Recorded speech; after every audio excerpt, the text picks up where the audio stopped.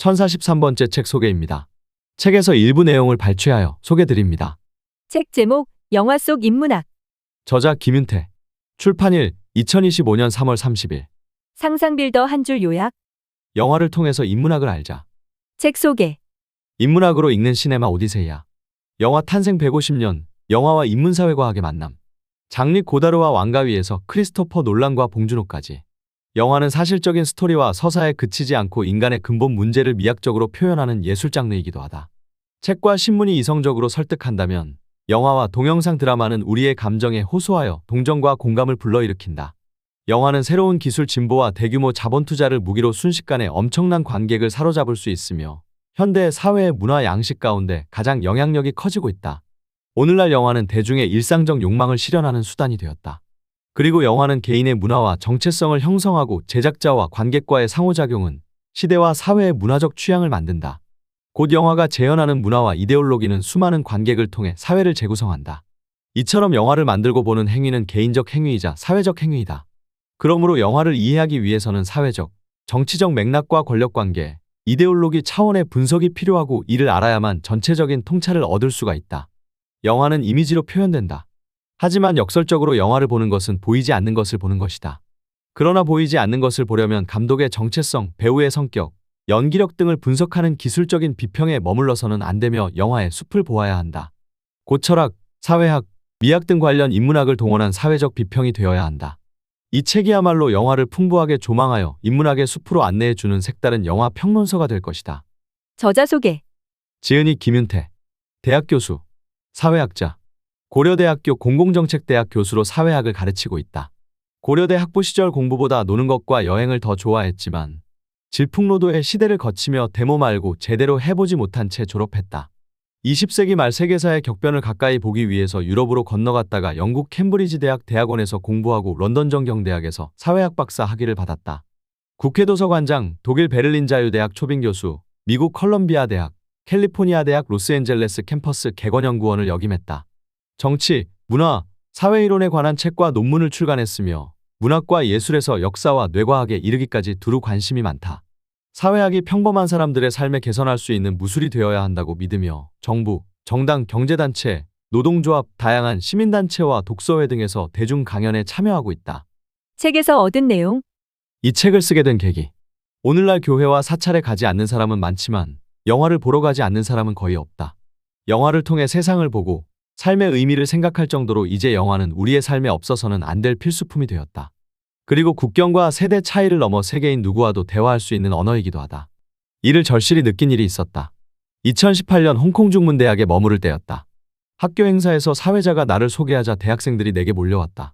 10명도 넘는 학생들이었다. 해맑은 얼굴의 학생들은 내게 한국말로 인사하고 대화하고 싶어 했다. 한국어를 전공하냐고 물으니 모두 아니라고 했다. 저널리즘, 영화, 경영학, 공학을 공부한다고 답했다. 학생회장이라고 소개하는 의과대학 여학생은 한국어가 아주 유창해. 나는 깜짝 놀랐다. 나는 홍콩 대학생들과 대화를 나누며 젊은 시절 우리가 얼마나 영웅본색, 화양연화, 중경삼림 등 홍콩 영화를 좋아했는지 말했다. 그리고 이소룡, 성룡, 주윤발, 장만옥, 종초홍, 임청아의 이름을 말했다. 그러자 그들은 웃으며 자신들의 부모님이 좋아하는 배우들이라고 답했다. 나는 학생들이 한국 문화와 노래를 얼마나 좋아하는지 절실하게 느꼈다. 학생 중엔 한국 영화 팬이 많았으며 택시 드라이버, 변호사, 1987 등을 열심히 보았다고 말했다. 1987년 한국 민주화운동에 대해서도 궁금해했다. 2016년 우산혁명이 좌절된 지 얼마 되지 않은 시기였다. 대학 교정을 거닐다 보니 자유의 여신상을 둘러싼 흰천에 구속된 학생들의 이름이 빼곡히 적혀 있었다.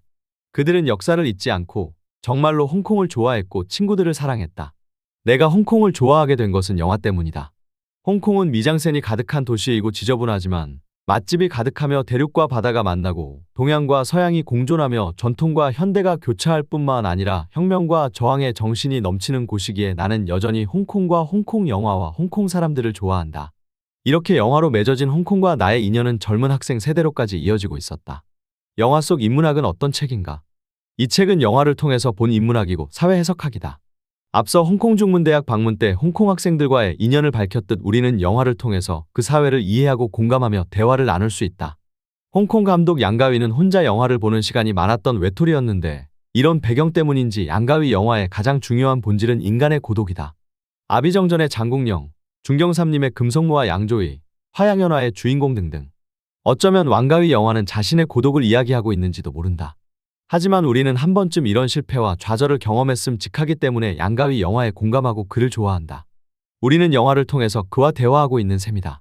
일부 우리 시대의 질문은 자본주의 본질, 계급과 불평등 문제, 핵무기 위기 등 우리 사회의 가장 근본적인 질문을 던지고 있다. 한장 베르너 헤어조크 감독의 아귀레, 신의 분노 1972는 탐욕과 자본주의에 대하여 묻는다.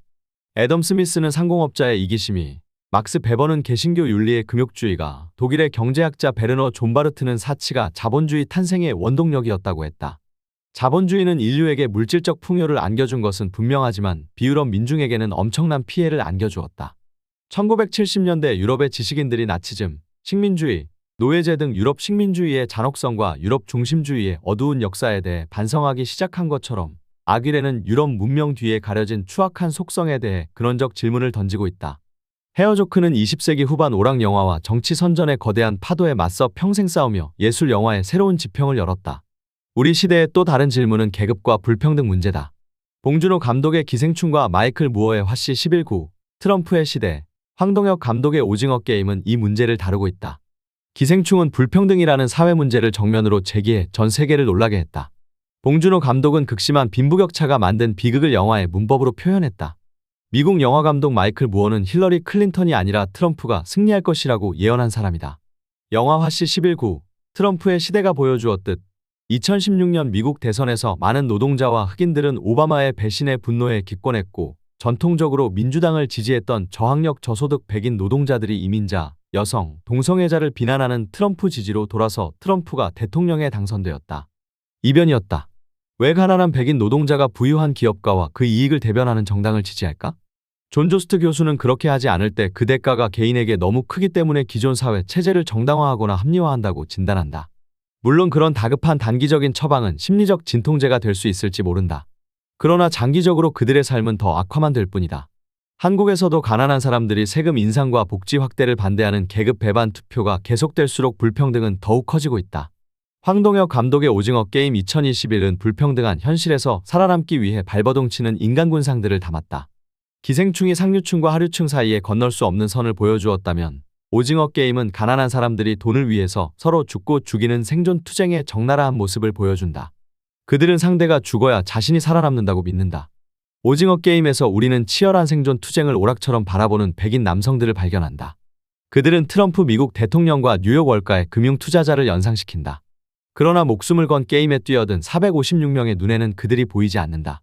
그들은 단지 처지가 비슷한 가난한 사람들과 죽고 죽이는 게임을 벌이며 돈을 벌려고 할 뿐이다. 어떻게 해야 가난한 사람들은 자신의 운명을 결정하는 사람을 볼 수 있을까? 우리 시대의 또 다른 문제는 폭력과 죽음 충동이다. 세 장은 핵무기 시대를 살아가는 인류의 미래를 살피고 있다. 스탠리 큐브릭의 영화는 대체로 전쟁과 폭력을 다루거나 성적 본능과 억압을 다룬 줄거리가 많으며 인간의 가장 깊숙한 내면의 동기와 충동을 탐구한다. 닥터 스트레인지 러브 1964는 핵 공포를 묘사한 블랙 코미디이다. 미 전략공군 잭 디 리퍼 장군의 오판, 미국 대통령의 소련과의 협상 시도와 결국 핵폭발로 지구는 멸망한다. 이 영화는 개인, 집단, 국가들 사이의 커뮤니케이션 위기가 만드는 참극과 핵 공포를 보여준다. 실제로 1962년 쿠바 위기에서 실현될 뻔했던 것처럼 한순간에 인류가 절멸할 수 있다는 메시지를 던진다. 오늘도 한반도에서는 핵무기의 공포가 계속되고 있다. 이분은 사회 곳곳에 숨겨진 구조를 찾아내는 질문들이다. 문명의 의미, 인종차별주의, 페미니즘, 가상현실과 포스트모더니즘 문제들을 다룬다. 진정한 부심에는 어떤 모습일까? 영화는 인류학 연구의 새로운 방법. 프란츠 보아스, 클로드 레비스트로스 등 문화인 유학자들은 문화상대주의를 주장하고 문명과 야만의 구분은 유럽인들의 독단적인 편견이라 주장한다. 제이미 유이스 감독의 부시맨 1980은 아프리카 칼라하리 사막에서 수렵 채집 생활을 하던 부시맨이 비행기에서 떨어진 콜라병을 발견하며 영화는 시작된다. 이 영화는 부시맨의 시각으로 서구인의 문화적 차이를 코미디처럼 유쾌하게 보여준다. 그러나 존 마셜 감독의 나이, 쿵 여인의 이야기 1980는 다르다. 강제 보호구역에서 서구식 옷을 입고 살아가는 부시맨은 마을의 화폐 경제가 침투하자 굶주림과 질병에 시달리고 사람들끼리 싸우는 등 불행한 삶을 살아간다. 일종의 인류학적 민족지 영화로 볼 수 있다. 어떤 영화가 진정한 부시맨의 모습일까? 에스키모의 삶을 보여주는 로버트 플레어티의 북극의 나누군 다큐멘터리 영화를 넘어서 참여 관찰을 통한 인류학적 민속지이다. 우리는 그의 영화를 통해 인류학적 영화의 가능성을 볼 수 있다. 그래서 20세기 최고의 인류학자 클로드 레비스트로스는 영화는 인류학 연구의 새로운 방법이 될 수 있을 것이다라고 말했다. 서부극의 논리 구조, 인종차별주의. 영화 비평은 텍스트 자체보다는 그 이면의 의미를 해석해야 한다. 영화 역마차 1939, 존 포드의 수색자 1979 등 서부극들의 주인공은 강한 신념의 영웅이고 백인이며 인종차별주의자이다. 마이클 치미노, 디어 헌터 1978에서도 원주민은 대상화되고 왜곡된 존재로 재현된다. 베트남 전쟁을 다루는 할리우드 영화도 인종주의 혹은 에드워드 사이드가 분석한 오리엔탈리즘이 숨겨져 있다. 반면 박찬욱의 동조자 2024는 할리우드 영화의 시각에서 벗어나 베트남 전쟁의 본질을 파헤친다. 프랑스인 아버지와 베트남인 어머니에서 태어난 주인공은 미국과 베트남 어디에도 속하지 못한다. 그의 혼란스러운 삶은 깊은 철학적 메시지를 던진다. 흥미롭게도 1970년대 할리우드 영화의 흐름을 서부극에서 SF 영화로 바꾸어 놓은 대표작은 조지 루카스의 스타워즈다. 그렇지만 영화의 서사 구조는 서부극과 똑같다. 백인은 선한 사람이고 타 종족과 민족은 악당이다. 다만 서부 영화의 악당은 원주민이지만 SF 영화의 악당은 아무리 죽여도 비판받을 일 없는 우주인이다. 시대가 변했지만 유럽인의 편견은 서부극은 물론 SF 영화 속에서조차 바뀌지 않았다. 우리는 그 안에 숨겨진 구조, 눈에 보이지 않는 것을 보아야 한다. 눈에 보이지 않는 것이 더 중요한 경우가 많기 때문이다. 신데렐라 콤플렉스와 페미니즘. 미국의 로맨스 영화 게리 마셜의 프리티 우먼 1990은 신데렐라 신화와 유사하다. 주인공 비비안은 로스앤젤레스 거리의 창녀에서 경마장에 가는 상류층 여인으로 변모한다. 남성에게는 돈 많이 벌어 우월한 사람이 되고 싶은 야망과 환상을, 여성에게는 왕자 같은 남자를 만나는 욕망과 환상을 심어준다. 프리티 우먼은 신데렐라 콤플렉스를 통해 자립적 여성상보다 의존적 여성상을 강요한다. 이 영화 속에 숨겨진 구조는 무엇일까? 그것은 영화 속에는 잘 드러나지 않는 모방 욕망과 남성성의 신화이다. 프랑스 인류학자 르네 지라르는 우리의 욕망은 궁극적으로 다른 사람의 욕망을 모방한 결과라 주장했다. 인간은 모방을 통해 사회를 형성하며 사회적 정체성을 형성한다. 따라서 우리는 자신의 욕망에 굴복하는 대신 어떤 욕망을 추구해야 하는지 스스로 신중하게 성찰하고 결정해야 한다. 또 하나는 남성성의 신화이다. 대부 등 범죄 세계를 다루는 영화에서 보듯 남성의 물리적 힘을 과시하는 숨겨진 구조를 읽을 수 있다. 그것은 현대 사회로 올수록 폭력이 배제되고 남성의 우월한 사회적 지위를 확인할 기회가 줄어들었기 때문이다. 그러나 리들리 스콧의 델마와 루이스 1992와 에이리언 1979은 남자에 의해 지위 상승을 꿈꾸는 신데렐라 콤플렉스를 거부한다. 에이리언 1979은 강간과 원치 않는 임신 및 출산을 거부해 여성 신체의 자기 결정권과 낙태를 옹호하고 여성의 주체성을 보여준다. 이른바 원조 페미니즘 영화라 불린다. 한국은 선진국 가운데 가장 젠더 불평등이 큰 나라이다. 화제가 된 김도영의 82년생 김지영처럼 여성은 출산으로 인한 경력 단절이 많고 여성의 가사노동과 돌봄의 부담도 크다. 여성의 투표권과 대학 진학률은 남자와 평등해졌고 전체 여성의 절반이 노동시장에 참여하고 있지만 3분의 1 정도만 정규직이다. 2024년 발표한 세계경제포럼 글로벌 젠더 격차 보고서에서 한국은 146개국 142위로 나타났다. 가상현실과 포스트모더니즘 더 워쇼스키스, 매트릭스 1999. 서구에서 60년대 학생혁명이 좌절되면서 문화와 예술 분야에서 포스트모더니즘이 유행했다. 포스트모더니즘은 총체성과 거대 서사를 거부하고 미래에 대한 추상적인 희망을 버린다. 매트릭스는 대표적인 포스트모더니즘 영화다. 매트릭스는 인간의 기억을 지배하는 가상현실이다. 가상현실 속에 살아가는 인간이 보고 느끼는 감각은 모두 인공지능의 검색 엔진에 의해 감시를 받는다. 낮에는 회사원으로 밤에는 컴퓨터 해커로 활약하는 주인공 네오는 가상현실의 꿈에서 깨어나 인공지능에 맞서 싸운다. 또 가상현실에서 벗어나 인간들은 인류를 구원할 그을 찾아 헤맨다. 매혹적인 여인 트리니티에 의해 매트릭스 바깥 우주로 나온 네오는 매트릭스를 탈출해 반란군을 만난다. 이 영화는 우리의 암과 의식이 무엇이고 그것이 진정 우리 것인가? 과연 실제란 무엇일까? 등 철학적 메시지를 담아 우리를 철학의 세계로 이끈다. 더 워쇼스키스는 장 보드리아르의 책에서 영감을 얻어 매트릭스를 만들었다고 말했는데 보드리아르는 1992년 CNN의 걸프 전쟁 보도 영상을 보고 걸프 전쟁이 발생하지 않았다라고 주장해 세상 사람들을 어리둥절하게 만들었다. 모든 것은 이미지의 시뮬레이션이고 우리는 결코 실제를 알 수 없다고 말하고 싶었던 것이다. 여기서 궁금한 점, 포스트모더니즘 철학자들은 사회를 제대로 해석하고 있을까? 포스트모더니즘은 사회 문제를 외면하고 간과하여 결국 현상 유지를 옹호하는 기득권의 보수적 이데올로기로 전락했다는 비판을 받고 있다. 포스트모던 영화 감독들은 뚜렷한 줄거리가 없는 영화 허구야말로 가장 예술적이고 지적인 작품이라고 여겼다. 그러나 생각해보라. 세상은 줄거리가 있는 이야기를 좋아한다. 그리고 우리는 여전히 이야기를 만들고 있는 중이다. 삼부 권력은 어떻게 인간을 통제하는가? 에서는 현대의 사회 비판과 고독한 현대인의 에로스 및 데브로 대표되는 범죄 영화 등을 소개한다. 현대 사회는 거대한 정신병동과 같은 통제 사회. 밀로시 포만의 뻐꾸기 둥지 위로 날아간 새. 뻐꾸기 둥지는 정신병원을 가리키는 속어로 인간 사회 통제를 우화적 수법으로 분석하고 비판하는 정신병원의 이야기이다. 아메리카 원주민 브롬덴이 수용된 미국 오리건주의 정신병원에 맥머피는 감옥의 강제노동을 피하려 정신질환자로 속여 입원한다. 용감한 맥머피는 병원을 통제하는 수간호사에 저항하지만 그녀에 의해 강제 수술과 전기 충격을 받고 식물인간이 된다. 그러자 머피를 좋아했던 조용한 추장 브롬덴은 맥머피를 안락사시키고 정신병원에서 탈출한다. 이 영화가 아카데미상을 휩쓸자 미국 정신병원의 인권 침해가 세상의 이목을 끌게 되었다. 그러자 정신질환자의 장기 입원 제한, 위험한 전두엽 절제술 대신 약물 요법 권장, 통원치료 허용 등 탈시설화 운동이 일어났다. 또 현대 사회는 거대한 정신병동과 같은 통제 사회라고 비판한 프랑스 철학자 미셸 푸코도 재소자 인권운동에 나섰다. 푸코는 노동의 소외와 착취보다 인간의 자발적 예속에 더 주목했다. 영원한 주제, 사랑과 욕망의 현상학. 1. 스탠리 큐브릭, 롤리타 1962. 사라져버린 롤리타를 찾다가 살인까지 저지르고 허무와 절망에 빠진 주인공 험버트는 롤리타를 증오하는 것이 아니라 오히려 순수한 사랑의 감정을 느낀다. 사랑, 집착, 질투, 분노, 복수 등 감정의 롤러코스터를 탄 중년 남성의 내면 심리를 극적으로 그리고 있다. 2. 장리 고다르의 내 멋대로 해라 1960. 차량 절도범 미셀은 미국 유학생 패트리샤와 사랑을 나누고 갈구한다. 하지만 경찰에 쫓기는 미셀은 애인의 배신으로 죽게 된다. 젊은 남녀의 질주와 혼란스러운 사랑을 그렸다. 3. 베르나르도 베르톨루치의 파리의 마지막 탱고 1972. 주인공 폴은 젊은 여인 잔느와 뜨거운 사랑을 나눈다. 폴은 자신에 대해 묻는 잔느에게 말한다. 나는 너의 이름을 알고 싶지 않아. 너는 이름도 없고 나도 이름이 없어. 우리는 모든 것을 잊는 거야. 중년 남성이 직면한 고독한 위기 속 섹슈얼리티를 보여준다. 4. 해닝 칼슨의 내 슬픈 창녀들의 추억 2011.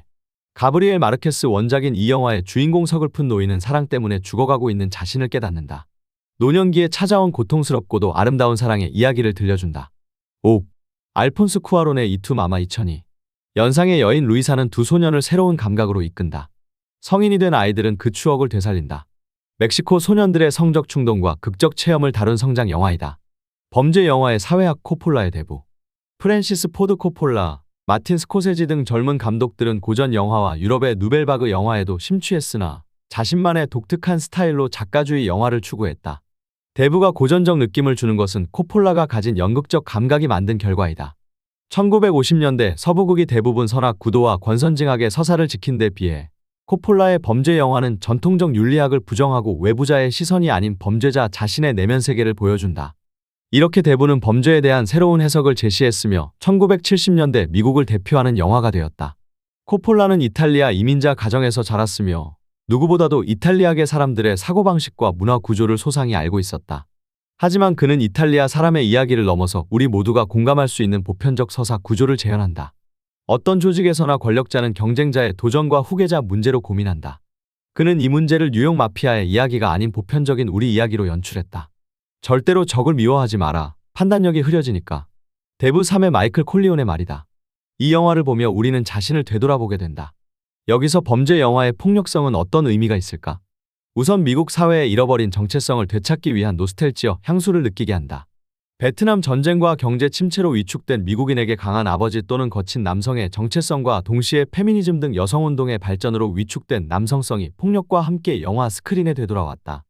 1970-80년대 범죄 영화의 큰 인기는 미국의 경제 위기와 고실업 및 범죄율 급등 등 미국인의 불안한 심리가 큰 영향을 미쳤다. 하지만 1990년대 이후 경제 호황과 범죄율 감소와 함께 범죄 영화는 시들해졌다. 왜 한국에서 범죄 영화의 인기가 좋을까? 2000년대에 들어서 살인의 추억 2003, 올드보이 2003, 그놈 목소리 2007, 추격자 2008는 전대미문의 성공을 거두었으며 도둑들 2012, 베테랑 2015, 극한직업 2019 등 천만 영화도 등장했다. 한국의 범죄 영화가 성공을 거둔 비결은 강력한 캐릭터를 가진 영화의 서사 구조, 독창적인 스토리텔링, 독특한 영화적 스타일, 제작 기술이 뛰어난 결과이다. 한국의 범죄 발생률을 보면 1980년대의 미국에 비해 매우 낮으며 살인사건도 선진국 가운데 가장 낮은 편이다. 하지만 밤에 혼자 걸을 때 당신은 안전하다고 느끼십니까? 라는 질문에 대해 불안감을 느낀다는 답변 비율이 매우 높다. 범죄 영화는 사회가 불안할수록 흥행에 성공한다. 범죄 영화는 공포를 먹고 자란다. 한편 범죄 영화의 폭력성은 잃어버린 남성성에 대한 복구, 취향과 야성적 세계에 대한 향수를 느끼게 한다. 범죄 도시가 거둔 흥행 성공의 이면에는 많은 남성 관객이 존재한다. 또한 한국 범죄 영화는 범죄를 넘어 부패와 불평등 등 사회 이슈를 다루기 때문에 강점이 있는 것 같다.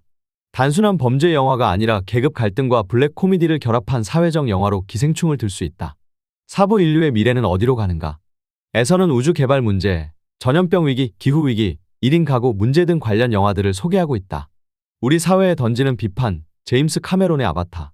제임스 카메론의 아바타 2009는 환상적인 스토리텔링, 중국 후난성 장자재의 기암절벽 등 시각 이미지, 특수효과로 흥행에 성공했다.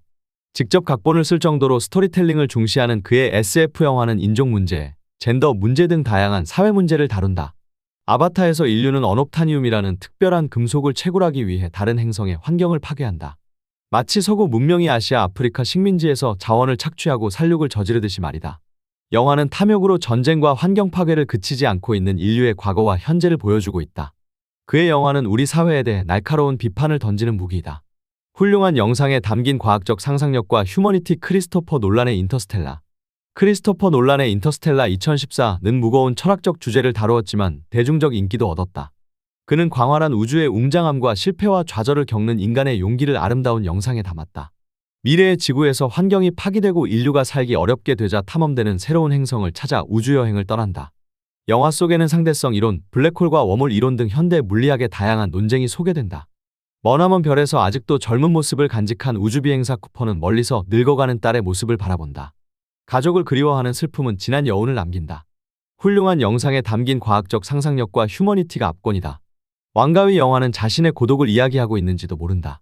상하이 출신인 왕가위는 어린 시절 홍콩에 이주하여 홍콩 사람들이 쓰는 광둥어를 전혀 하지 못했다. 따라서 친구들과 어울리지 못하고 혼자 영화를 보는 시간이 많았으며 결국 영화감독이 되었다. 왕가위 영화의 심층 구조에서 가장 중요한 본질은 인간의 고독이다. 영화에는 철저히 고독한 인간이 등장한다. 아비정전의 장국영은 어머니에게 버림받고 자랐고 중경삼님의 주인공 금성무와 양조위는 여자친구에게 실현당한 남자들이다. 화양연화의 주인공도 사랑을 이루지 못해 멀리 해외로 떠나고 만다. 2046의 초호 선생은 수많은 여자를 데리고 노는 플레이보이지만 사실 고독한 존재이다. 하지만 관객의 공감을 끌어내는 것은 그 주인공 대부분이 고독한 인간이라는 점이다. 왜냐면 사람은 누구나 연애와 인생에서 실패한 경험이 있기 때문이다. 중경삼님의 영광은 바로 이런 보편성에 있다. 우리는 외로운 존재다. 오늘도 영화 속에 고통받는 실패자를 보면서 사람들은 자신을 되돌아본다. 어쩌면 왕가위는 자신의 이야기를 들려주고 있는지도 모른다. 오브 왜 나는 자유롭지 못한가? 에서는 책이 사라지고 소셜미디어의 알고리즘이 지배하는 현대 사회 모습과 인간이 왜 쉽게 권위에 복종하는가를 묻고 관련 영화를 소개하고 있다.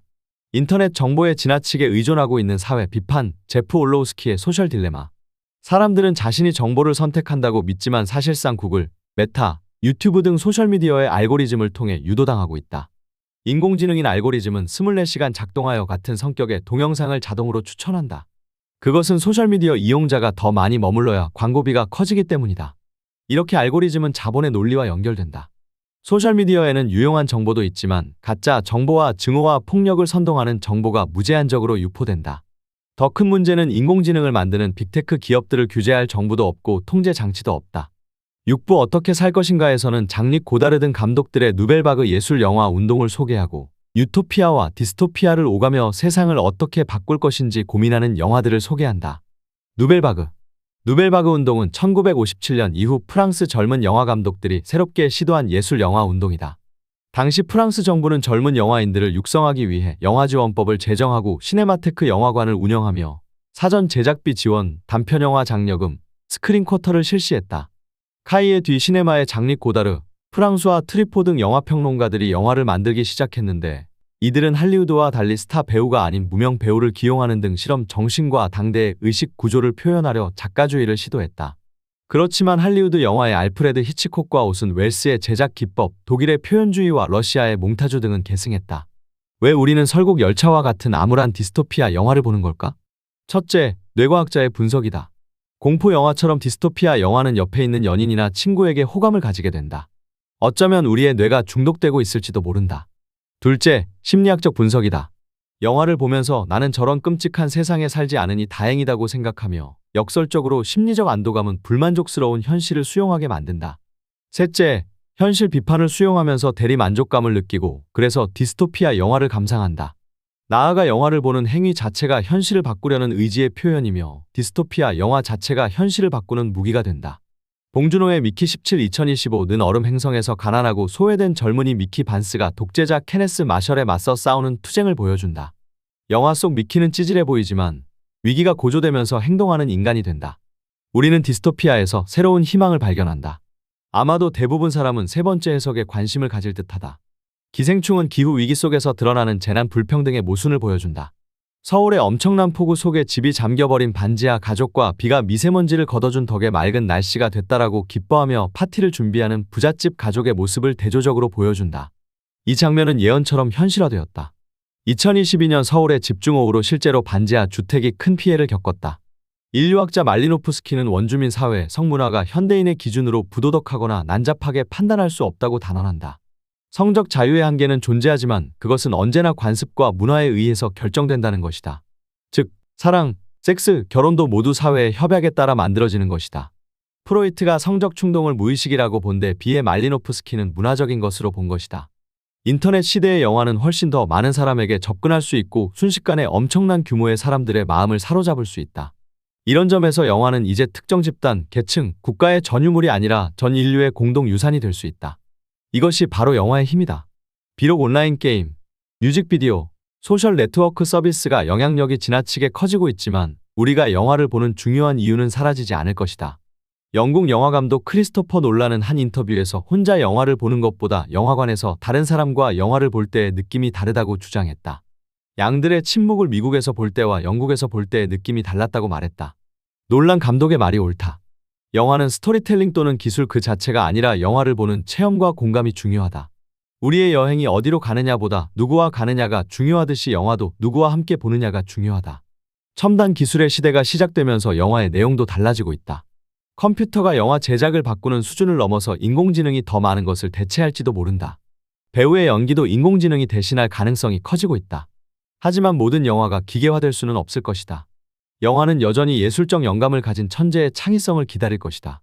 그러나 어쩌면 언젠가 인공지능이 인간의 지능을 추월하고 소설, 희곡뿐 아니라 영화를 제작하는 순간이 올지도 모른다.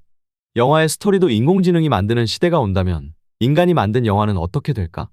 영화를 포함한 대중문화는 본질적으로 지배계급의 산물이다. 20세기 초반 영화에 대규모 관중이 몰리면서 영화는 산업이 되고 자본이 모여들었다. 오늘날 영화 제작에는 대부분 거대한 자본이 필요하다.